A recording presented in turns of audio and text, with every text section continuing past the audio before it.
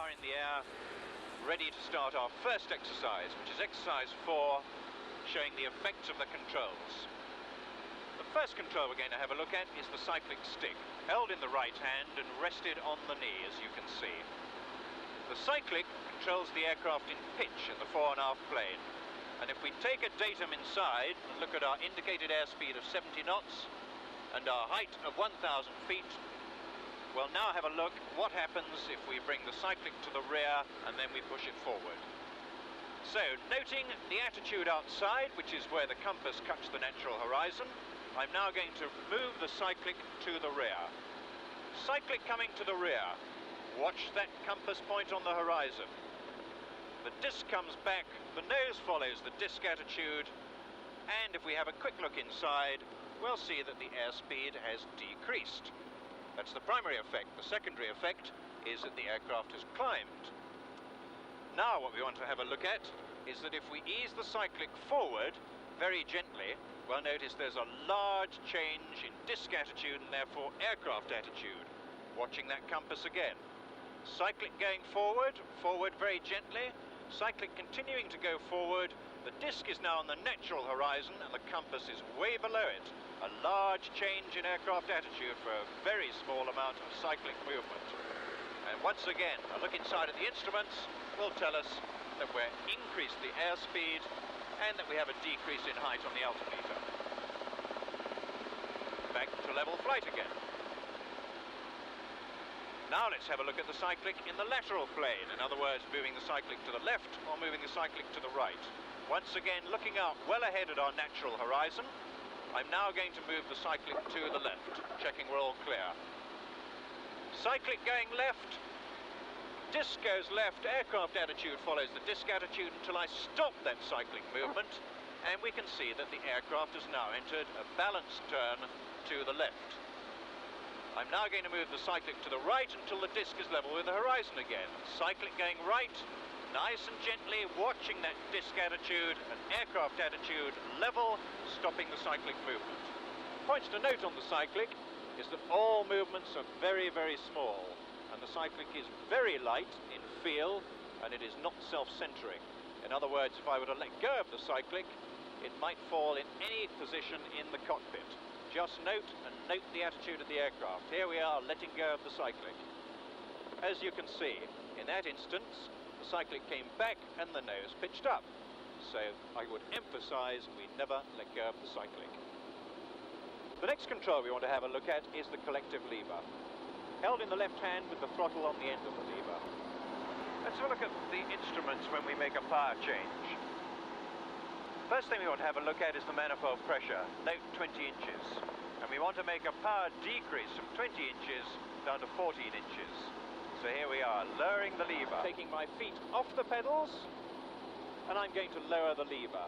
Lowering the lever, I want you to watch the nose of the aircraft.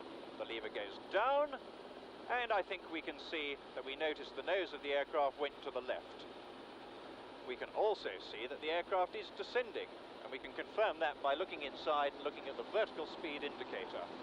The manifold pressure is decreasing through 15 inches. There we are, steady at 14 inches manifold pressure. Quick look at the engine rotor tacho. RPM have remained in the green band. That's due to the throttle correlator. Note the rate of descent. I'm now going to raise the lever, watching outside, watching the nose of the aircraft, raising the lever smoothly. We can see the nose is now moving back to the right. Raising the lever smoothly, increasing the power through 17 inches, continuing to raise the lever through 19 inches, continuing to raise the lever through 20 inches, and there we are, stable again at 21 inches. RPM note, remain within the green band, and we now have a slight rate of climb. Now let's have a look at the effect of the throttle on the engine rotor tacho and also the manifold pressure gauge. If you look at the engine rotor tacho, you note the RPM at top end of the green and the manifold pressure gauge is showing 20 inches. If I now decrease the throttle setting, watch the RPM. RPM decreasing towards the lower end of the green band. Quick look at the manifold pressure shows us that it's decreased from 20 to 18 inches. Likewise, if I open up the throttle, very, very gently, as it's a very sensitive control, the RPM will increase again towards the top end of the green band, and the manifold pressure is restored to 20 inches. If we allow the RPM to get too low, and I'll just show you that by easing back on the throttle, note those RPM coming below bottom end of the green, we now get the low rotor warning horn and light. Immediate reaction, open the throttle until the light goes out and lower the lever to reduce the pitch on the blades. And the last of the controls are the yaw pedals. And to look at the yaw pedals, we want to pick ourselves once again a visual reference point ahead, right ahead of the aircraft. Look inside and we'll see that the airspeed is 60 knots. I'm now going to feed in very smoothly and gently right yaw pedal. Watch the nose. Right pedal going in, and I think you can see that the nose is yawed to the right. Quick look inside shows that the airspeed has dropped off to 40 knots. Inefficient flight. The aircraft is out of balance. To put the aircraft back in balance, I'm now going to feed in left yaw pedal until the nose comes back to my original reference point. There we are, we're now pointing at the original reference point we used before. A look inside tells us that we're back in balance because the airspeed is up to 60 knots again. Finally, just have a quick look at the carburetor heat control.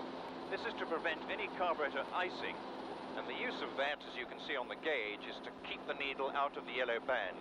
If I apply full carb heat by pulling up the carb heat knob, watch that gauge. The needle moves right up, now passing 20. If I lower the carb heat control, put it back to fully in, the needle will go back down again. Ideal position is out of the yellow band anywhere between 10 and 15 degrees centigrade.